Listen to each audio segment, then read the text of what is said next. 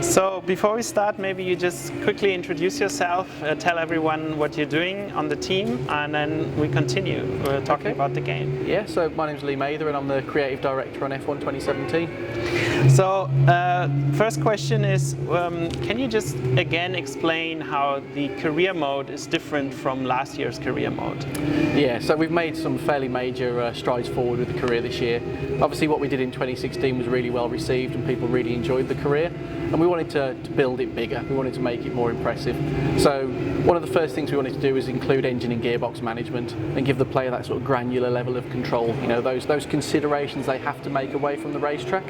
And then also the R&D system. So we've built a sort of skills tree RPG style R&D system, so the player now doesn't just have to consider performance, they have to consider, you know, their team's pit stop quality, the delivery of the parts, whether they want items to come quicker from the factory or whether they want them to be more reliable. You know, so there's a lot of consideration as to how you structure your experience. I mean, I always think that the engine and gearbox management, you know, you finish a session and you're straight in those screens to go and see what damage you've done, see which parts are on the verge of failing. You know, I find that if I'm doing a practice program and it rains, I think, well, I can maybe achieve this with a worn part rather than using a fresh one. And if you know there's no penalty involved, you know, you'll change that. So again, there's all these new RPG style and, you know, things to consider, you know, beyond just the on-track experience.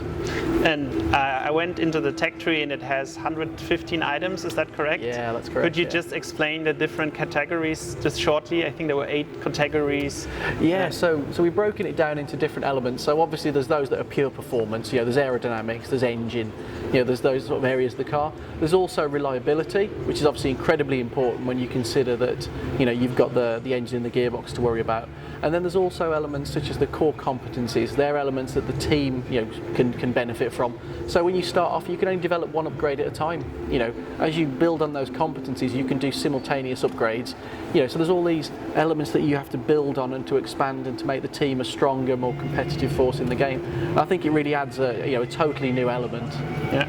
What do your statistics show? Like, how long do the devs take to like unlock all the 115 upgrades? So the guy who designed the system has a spreadsheet which calculates it. So we know how long it's going to take roughly. I'm not going to give that away, but also, you know, those guys can work out the optimal route as well to doing it, because obviously every team you start with has got different strengths and weaknesses. So it's up to you to work out which of those strengths and weaknesses are of the team that you've joined.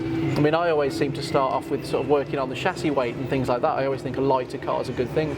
But then if I've got reliability issues, that's not the best thing to be looking at. I want to start looking at the reliability. Right. So what are the strengths and weaknesses of the Mercedes team, for example? Do you know what? I don't think they've got many, to be honest. They're not many weaknesses. So obviously, as in the sport, they're a very dominant force, and Ferrari are up there as well this year. You know, you've got the Red Bull that is very close as well, and then you've got a really tight midfield this year as well. So I think the whole pack in Formula One has closed up quite significantly.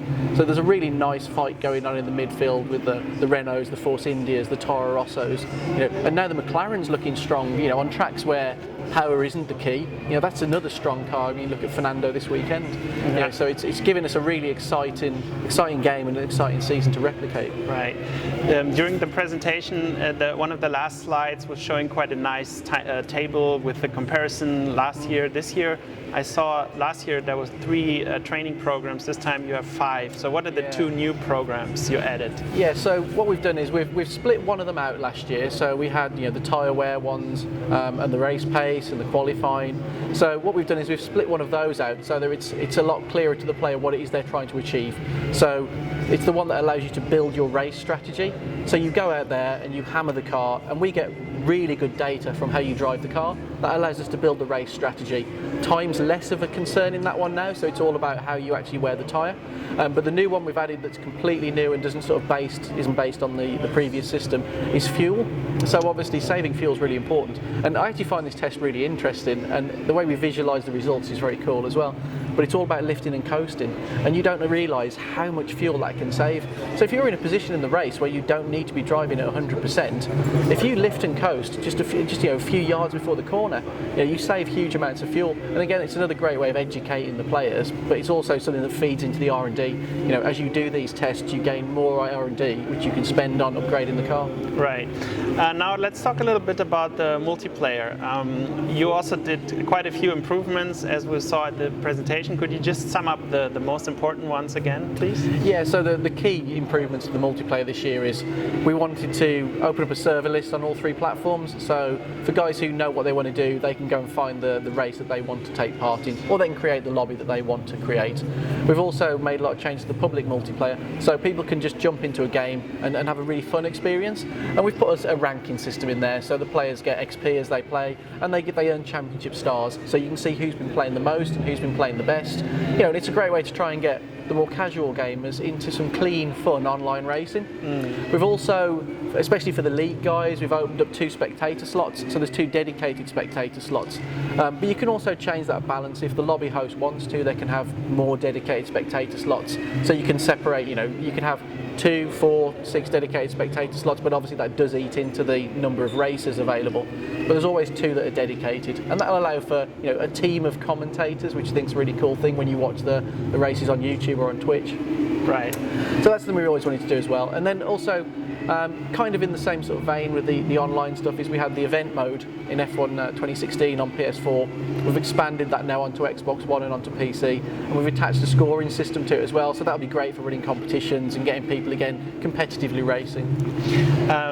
Do you also have a split screen mode where 2 people can play on the couch together with a friend, for example? So F1 2016 and F1 2017 both run at 60 frames per second, and this year obviously we've pushed Xbox One to 1080p 60 frames per second as well. Yeah. We're also going to be doing PS4 Pro and Xbox One X enhancements, so again that'll be 4K 60 frames per second, some graphical updates.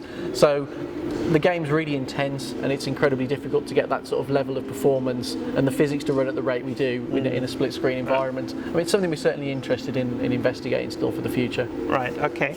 The next question would be, you're also doing apparently some adjustments to the dynamic weather system.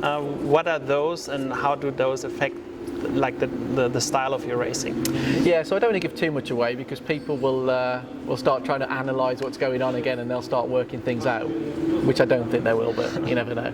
So we found, like talking to a lot of our community guys, they were saying that they were starting to be able to second guess weather. They were starting to understand what was likely to happen, and although it wasn't always the case, they were starting to get an idea of what was going to happen. So now when you do get those changes in the weather, you can't second guess what's going to happen. You know, the transition might be totally different from what you're expecting.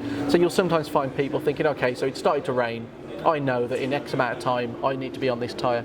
That won't be the case anymore. You know, it's a very dynamic system, it always has been, but you know, people were still able to sort of, the guys who played it a lot, you know, we're talking hundreds of hours of gameplay, you know, so we wanted to make sure that, you know, we've always had a really strong weather system. Sorry.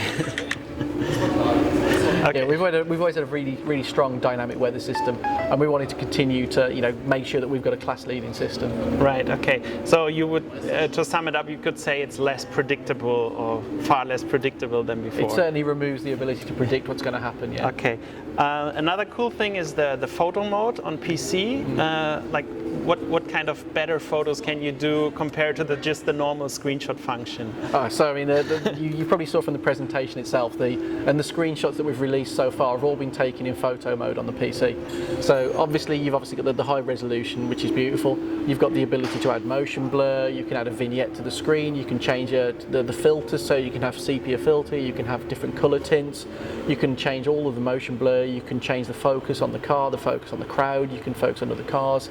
You know, it allows you to frame really stunning imagery from the game, because obviously the quality of the assets is phenomenal. The cars look realistic. Yeah. So now we can produce some absolutely incredible photos. In 4K then also, of course, with the new PS4 Pro and Xbox One X. As a photo mode isn't available on console at the moment. Oh, okay. It's a PC specific feature. Okay. Is it possible that you might add that later on to the console version? It's possible. It's something we'll certainly investigate. Right, okay. The next question would be, is it possible to race all the tracks by night, or only the Monaco track? So Monaco's the new track that we've added to be a night circuit this year, and a lot of work went into actually placing the lights around Monaco. So obviously none of the other circuits have got illumination except for the ones that currently are night races or evening races. So Monaco's the addition to that this year. Mm-hmm. Okay. Then the next thing is also this very nice table said you have a viewable reputation table. What does that exactly mean? So something that which some of the players requested last year was they wanted a better idea of which teams were likely to be happy with them or not so happy with them, how they were going to get offered contracts, and that's essentially what it is. It just gives you a good idea of where the contract offers might be coming from, which teams you're impressing, which teams you're not impressing. So you understand how you're perceived amongst the other teams. So you get a graphical chart showing you this, or how does it? Yeah, it's a graphical chart which works quite similar to how the performance ranking for the teams works. So you can see how things are moving around live throughout the course of the season. All right. Dirt 4 for PS4 has a VR mode. Also, the new Gran Turismo coming up has VR. Did you consider this, or why did you not implement it, or will you probably add this in an extra way as you did with Dirt? I don't know.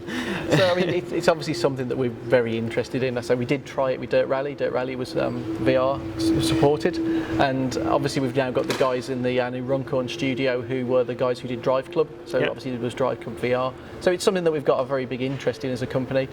As I mentioned earlier on, Formula One's an incredibly intense experience. So to run split screen is essentially the same as running VR. So it's a very difficult thing to achieve the visual target and the performance target to run the physics and the visuals at the rate that's required. So it's certainly something we're investigating for Formula One for the future. All right. Maybe you can go a little bit more in detail about all the cool historic cars you put in the game this time around. Yeah, so we did classic cars in F1 2013, and we thought that was a really nice content that we added to the game. This time we wanted to do something different with them. We wanted more classic cars, we wanted them all on the disc, and we wanted to include them throughout the career, because careers where the vast majority of people spend their time, it's a really cool place to play the game.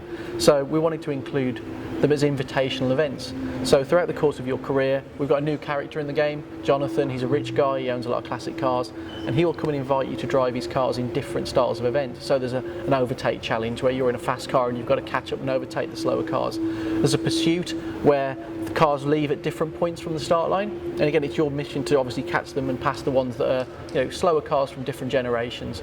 We've got class-based racing, so there's a C1 and C2 class, so they race amongst themselves. You can also do spec races, so you could have everybody in exactly the same car. So it's all these great ways of using all this new content. Right. And then to make that even more interesting, we've got the 4 additional short circuits as well. So these different circuit layouts are something new in the game, and it's a different way of experiencing Formula One content. It's great that we've got the full season, but it's also nice to do something a little bit different and to keep it fresh and to give the players something unique. When I was walking here through the museum and having all these some really old cars, I mean like over 100-year-old cars, I was wondering, why does nobody do a game where only historic cars, like really way back, are in there? Is like that GP Legends? Something you and your team ever discussed, talked about in a way? So there's we've talked about it a lot, and we've certainly looked at lots of really old classic cars. So there's lots of challenges that go with doing that. So I mean, firstly, we want to make really cool gameplay. So how do those cars race together? Who do they race with? So if you take a bunch of cars from the really early eras, which cars are they competitive with? Probably not so many. How do they race on those, the modern circuits? So that's quite a challenge. Getting hold of the cars is incredibly difficult. I mean, from yourself today in the museum, you can't go near these cars. So to get the engine audio, for example, from a car from the 30s or 40s, it's something that you're going to really struggle to achieve. And getting somebody to run one is going to cost hundreds of thousands of pounds. So there's a lot of challenges involved in doing that. Plus as well, some of the teams no longer exist, and that's always hard to know how you get hold of the license for those cars. But it'd be very exciting to do. Definitely, especially since the cars are so rare and so expensive. That would be a great way to give everyone the chance to experience how it might have been. Yeah, it could be their only opportunity. One last question, it's rather a technical one. I had the impression that the game still had that